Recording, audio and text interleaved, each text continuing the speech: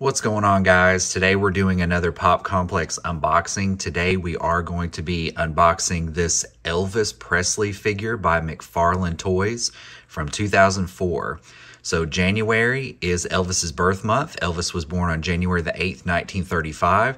So to celebrate that all month long, the entire month of January, we're going to be unboxing several different McFarlane Elvis figures. We're starting right now with this first one from his appearance on his first album cover from 1956. So stay tuned, guys. My name is Matt, and this is the Pop Complex.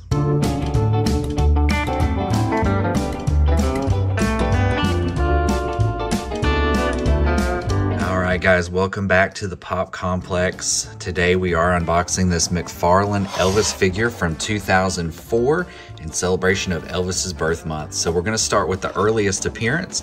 This is Elvis as he appeared on the first album cover that was released by RCA in 1956, although the photograph from the album cover was actually taken in Tampa, Florida from a fiery live show from 1955. So there is Elvis Presley, the recreation of his signature there. There's a smaller picture of what the figure actually looks like outside of the packaging with the stand that it comes with. And it does have the official Elvis signature licensed product hologram right here. So this is actually licensed by the Elvis Presley estate. And we'll get a closer look at him there. As you can see, it is a very good likeness already in the package of Mr. Presley. So we'll flip this around to the back, and you can see on the side there's some artwork of the figure in a different, from a different camera angle, but that is the figure itself there. Elvis 50th anniversary. This was released in conjunction with actually it says here his first recording at Sun Studios in 1954, but this picture was taken from the 1956 first album from RCA Records. So let's flip it around here on the back, and we get a nice shot of the figure here, and we get Elvis Presley here. And it says here that this is the second action figure released of the King of Rock and Roll by McFarlane figures. Stunningly detailed. You can pause and read that there.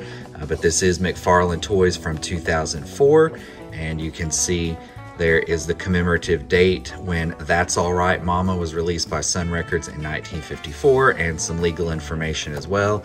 Nothing there on the bottom, but we'll flip it back over here on the side. And there is the packaging, guys. So let's not waste any more time, guys. I know you're all shook up and ready to see this guy out of the package, so stay tuned.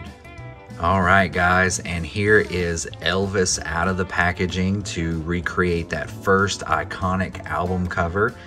So as you can see, the stand fully assembled has the pink letters that spell out Elvis going vertical and Presley in the green letters going horizontal. Again, this recreates his first album that had that border on the side, and I'll show another picture of this on the screen, guys, of his first album that had these exact letters just like that. So here he is, swiveling his hips, swiveling his pelvis like he was in that famous, iconic picture. And he has his microphone in his hand, and he has his guitar strapped on, and he is really rocking out. So guys, we're gonna take a closer look at the detail here. As you can see, as I move him closer to the light, what a good likeness of Elvis that McFarlane has captured here. I really think it's they've done a really good job of capturing a good likeness of Elvis from this photograph. It was a black and white photograph, by the way, so this figure is actually like a colorized version likeness of that photo. But his feet here are pegged into this stand, and he has some articulation here that swivel on his ankles, but that's about it. Now he does have some articulation here on his elbow so that he can kind of get a little bit closer to his guitar. And I think he may have, yeah, he has a wrist swivel here on this hand so that he can get a little bit more posability. And over here, guys, he does have a wrist swivel on the hand that holds his microphone stand, but I got this in place just perfect. It rests against his leg right here at this angle, and there's a small peg and a peg hole in his hand so I'm not gonna mess with that because this is the perfect angle to display that. And I did want to show the microphone in a little bit better detail. What a great job of detail that McFarlane has done. Now, back in the day, in the late 90s, McFarlane was really known for their super detailed action figures, and they made a lot of intellectual properties like this from, you know, everything from musicians to, you know, movies. They even had a Movie Maniacs line where they made horror figures from, you know, classic iconic horror films. And this was the days before NECA really came to prominence and gave us a lot of these likenesses from like the horror movies that we know now.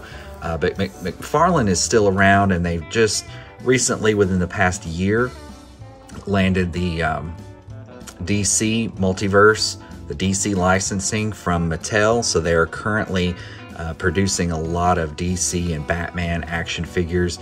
So you don't see as much of this that they do nowadays, but I would love to see what they could do with some of the other intellectual properties and kind of revisit some of these rock stars as classic rock. But I love that mic stand. You can actually even see the tiny little switch on it. There's such great detail. We're gonna take a look here at Elvis's guitar. So this is the recreation of his famous acoustic guitar that he used in the mid-50s. And as you can see, his guitar had this leather tooled wrap on it from back in the day, and it was actually personalized. It was monogrammed. It had his name stamped in right here in the leather tooling. And if you look close, guys, I'm trying to show this, move it around a little bit, but these are actual real strings on this guitar. They look like little nylon, like fishing line strings, but they're each individual strings, so you can kind of see them moving there.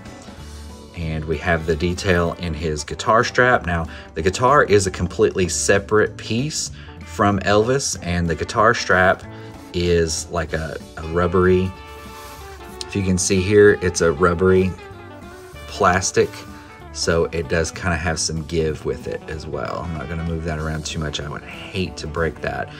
But this is more of like a statue rather than an action figure because of its limited articulation.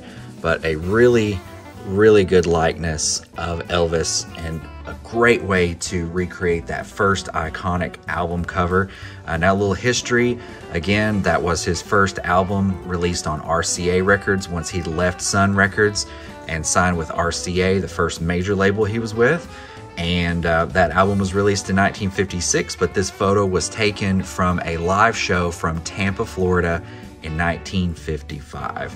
So let's grab the tape measure here, guys, and take a closer look. So Elvis with his stand comes in right about, looks like from the bottom of the stand to the tip top of his hair, probably about 7 1/4 inches. You can see that there. And if we actually went by Elvis himself, Elvis stands right about at a little bit shy of 6 1/2 inches, just Elvis himself without the stand. So again, a great likeness. I love this figure, and I can't wait to go ahead and unbox the rest of the Elvis figures that McFarlane has made. I have all 6 in the series. We'll just spin this around here so you guys can get a good look at the detail and the creasing and the folds in his jacket and the guitar strap there.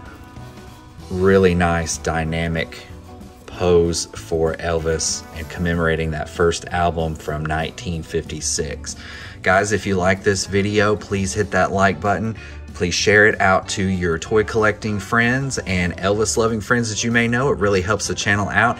And also don't forget to hit that subscribe button, and please hit that notification bell so that you guys are notified anytime I upload a new video to the Pop Complex. So guys, thanks for watching today, and have a hunka burnin' love day. Thanks.